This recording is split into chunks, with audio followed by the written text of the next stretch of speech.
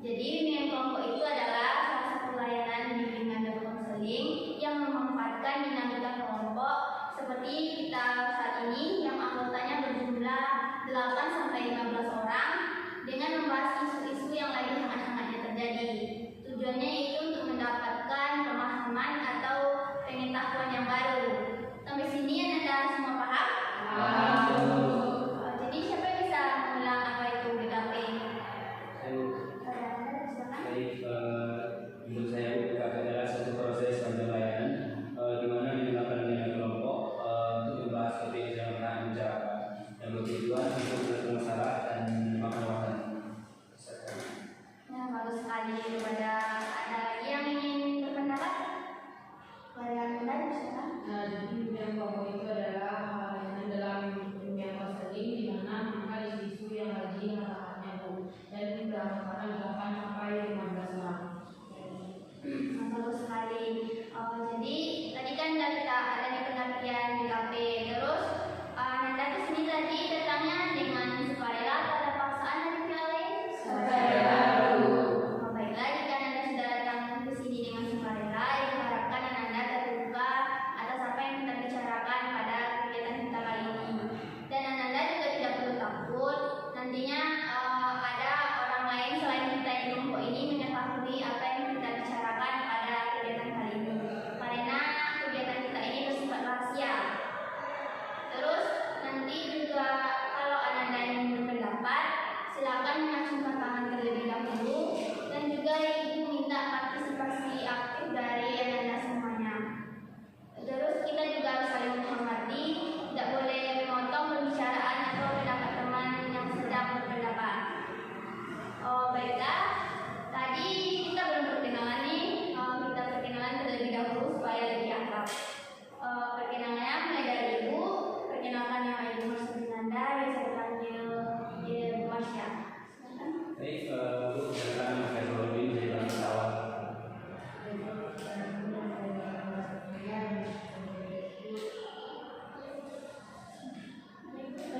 nama saya Ibu Marsya, biasa dipanggil Ibu. Perkenalkan nama saya Selin Nanda, biasa dipanggil Ibu. Perkenalkan nama saya Dewa Bisa, bisa dipanggil Nanda. Perkenalkan saya Kenalkan nama saya Bisa dari Bangkudi. supaya yang perkenalan ini supaya kita lebih akrab lagi ke depannya.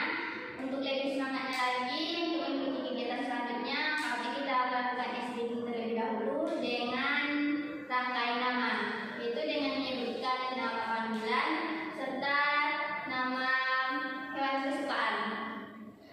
Jadi kita akan menyebutkan nama, terus hewan yang disukai. Terus nanti diulang lagi dari yang selanjutnya.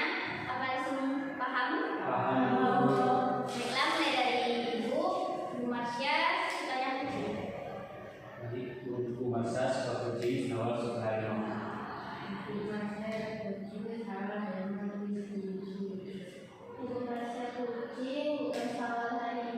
Des kucing, Ibu Marsya kucing,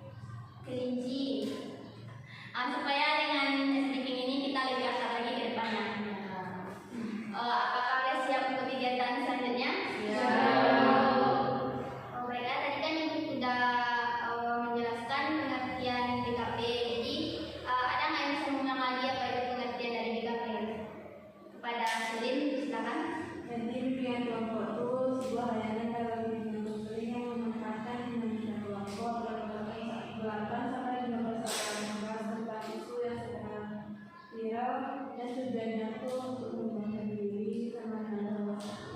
Bagus. Benar yang dikatakan Sin tadi, BKP itu adalah suatu layanan bimbingan konseling yang menempatkan dinamika kelompok yang beranggotakan 8 sampai 15 orang dengan membahas isu-isu yang lagi hangat-hangatnya terjadi. Jadi di BKP ini ada yang namanya topik, itu ada topik bebas dan topik tugas. Topik bebas ini berasal dari anak-anak semua dan topik tugas ini berasal dari ibu. Jadi pada kesempatan kali ini ibu akan membawakan yang namanya topik tugas, yaitu tentang pergaulan bebas. Sampai sini paham? Jadi apa yang Anda ketahui, apa itu tentang pergaulan bebas? Siapa yang ingin berpendapat? Pada soal silakan. Jadi ibu, menurut saya pergaulan bebas itu adalah bentuk pergaulan yang tidak baik di lingkungan sekitar seperti lingkungan sekolah, masyarakat, dan contohnya pacaran, tawuran dan lain-lain. Bagus. Menurut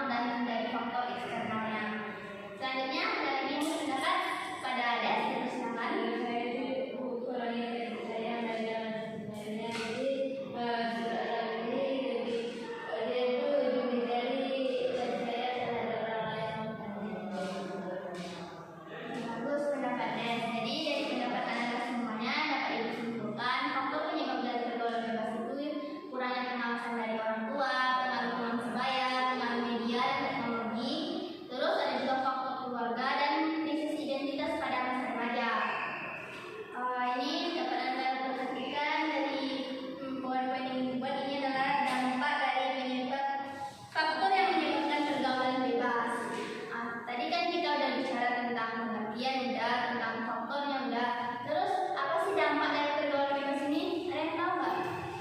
Kepada Anda, silakan. Mungkin dampaknya terhadap diri individu itu dia tuh tidak bisa mencapai cita-cita yang ingin dia capai untuk membagikan apa-apanya. Jadi pendapat Anda, dampak dari pergaulan bebas ini dia tidak bisa mencapai cita-cita yang diinginkannya. Bagus sekali pendapat Anda. Ada lagi yang ingin pendapat? Ada soal, silakan. Menurut saya, Bu, dampaknya yang pertama yaitu tidak bisa mengurangi kemampuannya, dia tidak bisa mendapatkan di mana lingkungan yang baik dan benar di masyarakat seperti Bagus sekali pendapat Sawal. Menurut Sawal, dampak dari pergaulan bebas ini kekecewaan orang tua dan dia juga tidak bisa menempatkan dirinya di lingkungan masyarakat dengan baik. Ada lagi yang ingin pendapat? Pada Ales, silakan.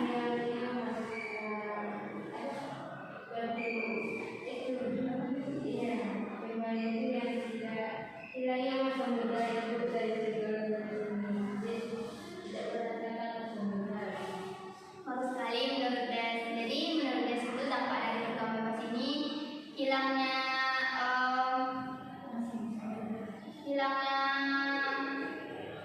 hilangnya manfaat dari masa muda yang tersebut, jadi sia-sia. Ada lagi yang ingin berpendapat? Pada Putri, silakan. Jadi pada pergaulan bebas ini mungkin dia mendapatkan cemoohan atau sensasi dari orang-orang sekitarnya yang bisa berakibat kepada psikologisnya sendiri. Jadi menurut Putri dampak dari pergaulan bebas ini dia menjadi cemoohan dari orang-orang sekitarnya sehingga dia menarik diri dari lingkungan sosialnya. Bagus sekali pendapat Putri. Ada lagi yang ingin berpendapat? Pada Lilis, silakan. Jadi dampak itu pertama bisa jadi lingkungan masyarakat jadi sebagai atau jadi pandangan masyarakat.